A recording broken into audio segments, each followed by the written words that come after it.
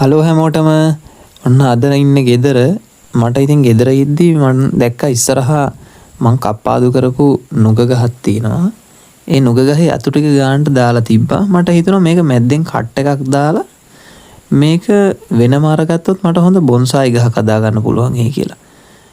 එහෙම හිතලා මං ඉතින් පස්ටිකුත් පොඩි පොට්ටනියක් හදාගන්න පස්ටිකුත් එක්කව කරගන්න ප්ලේස් එකක් බල බල ඉන්නකොට මට මතක් වුණේ මං ළඟ තිබ්බා ඇන්තූරියන් ටික අලුතෙන් හදපුවා. ඒකේ පස් ඉතුරු වෙලා තිබ්බ පල්ලෙහා මේ පොල්ලෙලි පරණ වෙච්ච.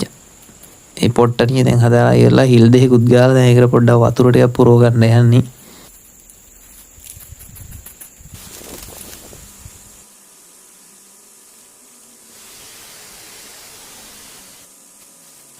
වතුර නම් පුරවලා ඉවරයි. දැන් පොට්ටනිය තදාලා පැත්තකින් තියාගෙන දැන් මට ඕන විදිහට ගහේ යටින් දැන් මං පොත්ත සුද්ධ කරගන්න එපා. වටේ මුල් අද්ද ගන්න ඕන තැන.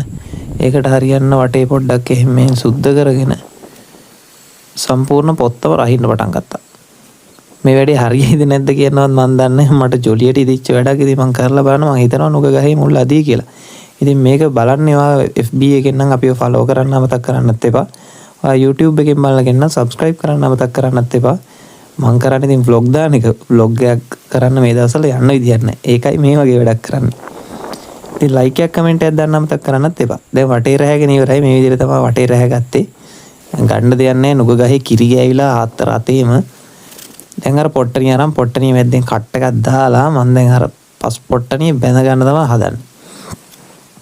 මේ වැඩේ කොහොම වෙයිද කියන්න මන් දන්නේ නැහැ. මේකේ අවුට්කම් එක හොඳට ආවොත් මම වීඩියෝ එකක් කරලා දාන්නම්. ඉතින් මටත් එක එක මොංගල් අදහස් පහල වෙනවනේ හිටපු ගම. මම මේ වගේ කරන මොංගල් අදහසක්. කට්ටිය කමෙන්ට් වල කියන්න මේක හරියයිද නැද්ද කියලා. දැන් පාස්පෝර්ට්ටනිය මෙහෙම තියලා කම්බියකින් ගැට ගහගත්තා.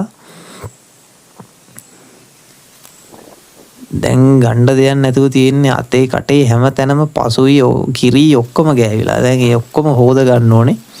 පිහියත් හොදගත්තා. ඒ උනාට මේ අත්වල තියෙන අර නුග ගහේ කිරි නයි යන්නේ. පස් ගියාට නුග ගහේ කිරි ගියේ නෑ. සෑහෙන වෙලාවක් යනකම් ඒව අතේ තිබ්බා.